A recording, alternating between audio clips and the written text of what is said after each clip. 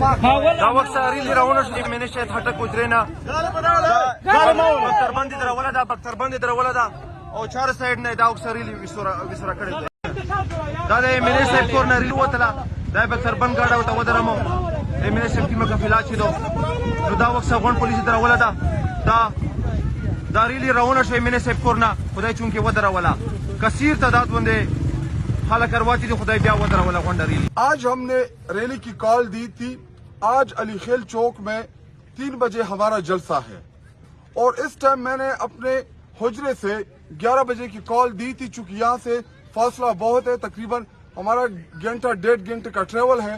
ہم نے جلسہ گاہ کی طرف جانا ہے, لیکن صبح 9 بجے سے اس ٹائم آپ میرے پیچھے دیکھ سکتے ہیں کہ ہزاروں کی تعداد میں کرک کی پولیس میرے حجرے میرے گھر کے باہر موجود ہے اور ان کا مقصد صرف اور صرف ایک پرامن ریلی اور پرامن جلسے کو روکنا ہے.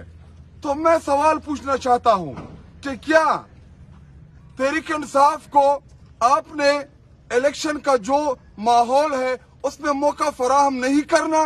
کیا تحریک انصاف اس عام انتخابات میں حصہ نہیں لے سکتی؟ ہم سے بیٹ تو آپ لوگوں نے چھین لیا, ہمارے لیڈر کو جیل میں ڈال دیا. ابھی تو ہمیں آپ لوگوں نے باجے کا نشان دیا ہے, کسی کو ٹرانسفارمر کا نشان دیا ہے, کسی کو پیراشوٹ کا نشان دیا ہے. تو اب ڈر کس بات کا ہے, خوف کس بات کا ہے؟ تو میں اپنے ضلع کی غیرت مند عوام کو یہ پیغام دینا چاہتا ہوں کہ جس طرح میرے لیڈر نے بار بار وہ پچھلے 2-2.5 سال سے جو بات کر رہا ہے کہ ہم نے فیصلہ کرنا ہے کہ ہم نے ایک آزاد قوم کی حیثیت سے اس ملک میں جینا ہے یا غلام قوم کی حیثیت میں.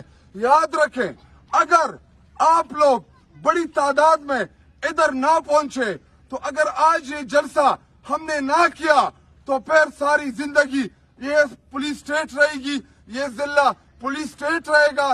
یہ آپ کے اوپر اب ڈیپینڈ کرتا ہے. میں موجود ہوں اپنے وعدے کے مطابق, میں کھڑا ہوں.